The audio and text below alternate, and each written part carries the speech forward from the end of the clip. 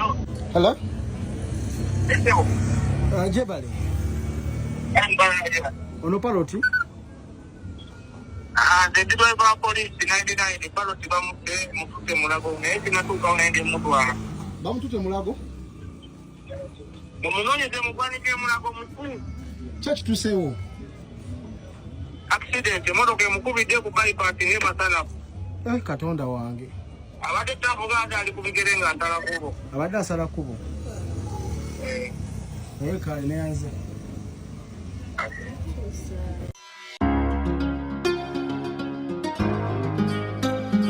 Awo poliisi ng'ekakasa nti omuyimbi Master Parrot abadde afudde era ng'essimu ye be bagirina. Era kabanga lya poliisi olumaze otwala omubiri gwe mu mochale mu ddwaliro Mulago abo ne bagenda maaso n'okubanga beeyongerayo. Kitalo nnyo, kitalo ddala eky'omuyimbi David Sifaayo abangi kumumanyi nga Master Parrot.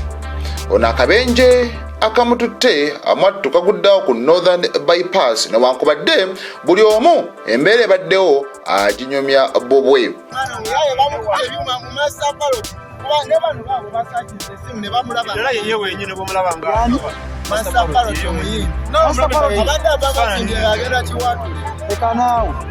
Waliwo abagamba nti abadde ku pikipiki n'omukyala era bano abakirumiriza bagamba nabo babaddewo ne beerabirako n'agaabwe. Leka emmotoka wezireese speed n'ayaayaana okudda eno ku side ababooda kikola ki gye tuliko. Ekitegeeza ababooda ebiseera ebisinga mwe muvugira eno eri mmotoka.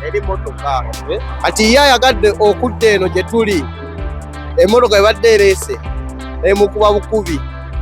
Abaddeko n'omukazi naye ye omukazi kyayisiddwa nnyo bubi. Kazi agudde emmotoka emukoonyeeko n'agwa eri mu bibaati.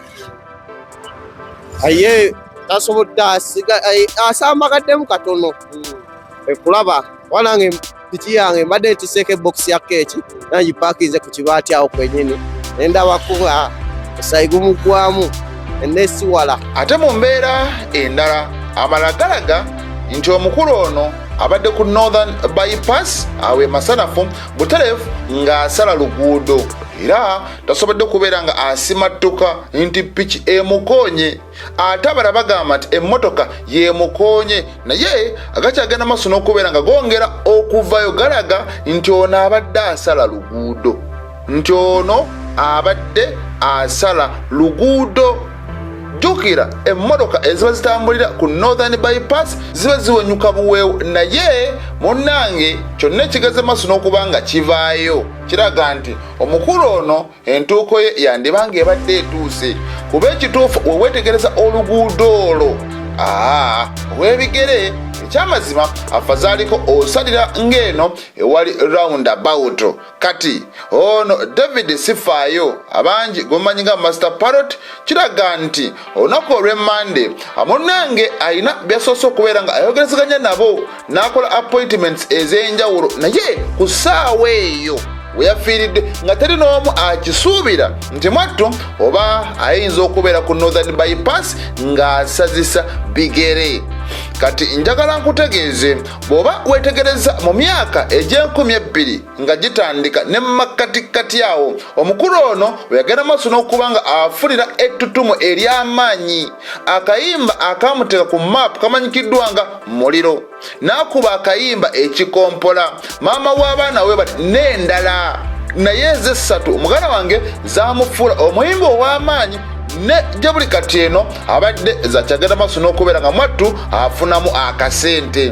Master Parrot nti yafunye ebisago eby'amaanyi era tebakulimba nti baamugyewo nga mulamu bagenza omutwala nga mufu bagenza omutwala nga mwattu omukka gwamuweddemu ddamu. Kati omukulu ono bw'atyo y'omu kubagenda maaso n'okuba nga bateeka muganda wange ettaffaali eddene ku music ekika kya dancehall music. Yaliteekako ettaffaali yaliteekako. Kati nga webiri ssaawa eno abayimbi ab'enjawulo bongedde okubeera nga mwattu bakungubagira muyimbi munnaabwe era omu ku bo ye muyimbi Mickey Wine.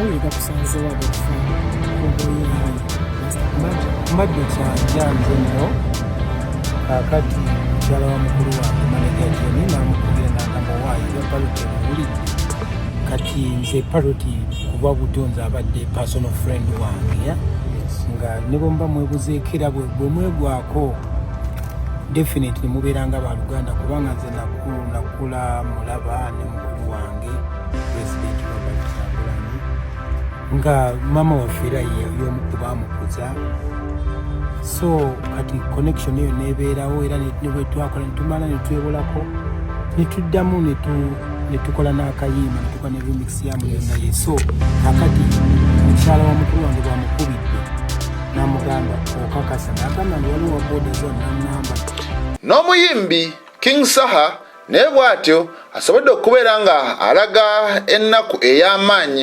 olw'ekyo ekigeze maaso n'okubeera nga kituuka ku muyimbi munnaabwe twebongako kuba obulamu budduka mwana kajaraba kiri wano naye kitali kya Master Parrot obulamu bwebutyomufulayinga mawule tukawulidde tugeragera tukondi babumanyi naye tayimu lwolaba ekyaliwo musanyukire mujaguze tomima nti namusanyukire nkya tomanya byaki omugana munya obuyaga bwammwe nemwerimbalimba nti oyaguze mu bbanga gundi gwe obakubikiranga muno ne waba onywedde kkane mmeka sokodde engulu owulidde ono eyazaalibwa mu myaka egy'ekinaana nga gitandika mwattu kiraga nti naye yakulira awo mu ggeto z'e Kamwokya kati otwogerera kiraga ono abadde abeera kiwaatule era yeewaabwe kati kaakati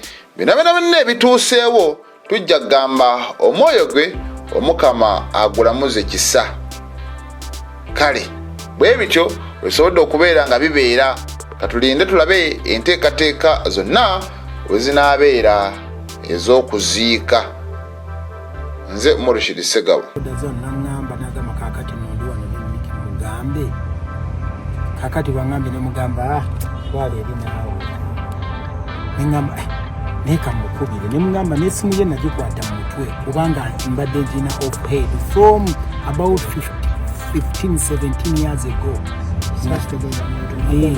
yes nga nagikwata mu mutwe eri 0752404020 kakati era olugize neŋŋamba no kamukubire nze kamukubire ndabe nesooke kubanga eri bize neŋŋamba yinga agyogerera nako nenzemu nenjikuba nga eri bize kakati oluzemu nenjikuba nga eri on another line